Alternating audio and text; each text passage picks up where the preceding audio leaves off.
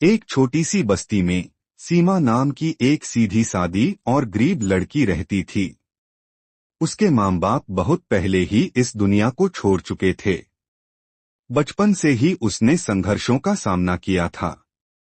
पढ़ाई अधूरी छूटी, पेट भरने के लिए छोटे मोटे काम करने पड़ी। लेकिन एक चीज उसमें खास थी, उसकी ईमानदारी और सब्र। एक दिन उसे शहर के एक अमीर आदमी मिस्टर वर्मा के बंगले में काम मिल गया। बर्तन धोने, सफाई करने और छोटे मोटे कामों के लिए। वर्मा साहब दिखने में तो सीधे सादे लगते थे, पर असल में बहुत चालाक और खुदगर्ज इंसान थे। उनके घर में कई कीमती चीजें थीं, और उन्होंने सीमा को बस नौकर समझकर रखा। सीमा रोज सुबह जल्दी आ जाती, मेहनत से काम करती और चुपचाप शाम को लौट जाती। न शिकायत न सवाल। अब कहानी में मोड़ आया, जहां से आपकी आंखें स्क्रीन से हटेंगी नहीं। एक दिन वर्मा साहब के घर की अलमारी से एक बेशकीमती हीरा गायब हो गया। हंगामा मच गया। पुलिस को बुलाया गया।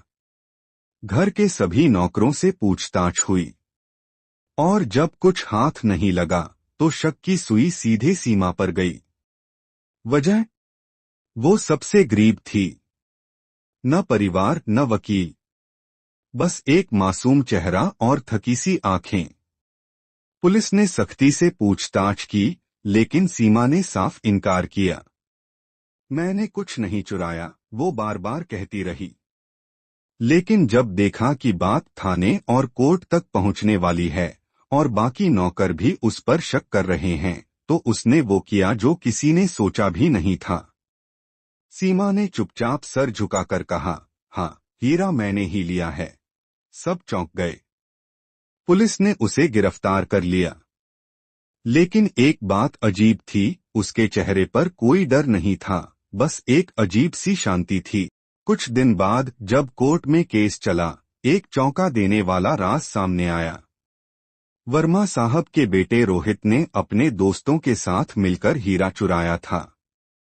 उसे पैसों की जरूरत थी और उसने घर से ही चोरी की थी। लेकिन जब बात खुलने लगी तो वर्मा साहब ने अपने बेटे को बचाने के लिए सीमा को बलि का बकरा बना दिया।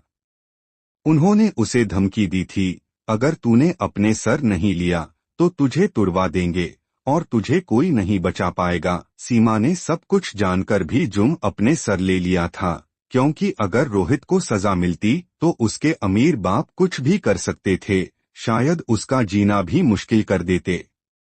उसे भरोसा था कि सच कभी न कभी सामने जरूर आएगा। और वही हुआ। रोहित को अपने किए पर पछतावा हुआ और कोर्ट में उसने सच्चाई उगल दी। सीमा को बाइज्जत बरी कर दिया गया। लेकिन उस दिन से उसने अमीरों के लिए काम करना छोड़ दिया। वो गांव लौटी और छोटे बच्चों को पढ़ाना शुरू किया, ताकि कोई और गरीब लड़की कभी अपनी आवाज न खोए और सच्चाई बोलने से न डरे। कहानी का नैतिक ये है, हर गरीब इंसान चोर नहीं होता और हर अमीर इंसान सच्चा नहीं होता। असली इंसानियत तब होती है जब हम सच के साथ खड़े रहते हैं, चाहे हालात कैसे भी हों। और अगर कोई गलत के लिए कुर्बानी देता है तो उसका मतलब ये नहीं कि वो कमजोर है, हो सकता है वो सबसे मजबूत इंसान हो। आपसे एक सवाल, क्या आप कभी किसी के लिए ऐसी कुर्बानी दे सकते हैं? सोचिएगा जरूर। अगर आपको ये कहानी छू गई हो तो इसे जरूर शेयर कीजिए, ताकि लोग समझें कि ईमानदारी और हिम्मत की असली कीमत क्या होती है।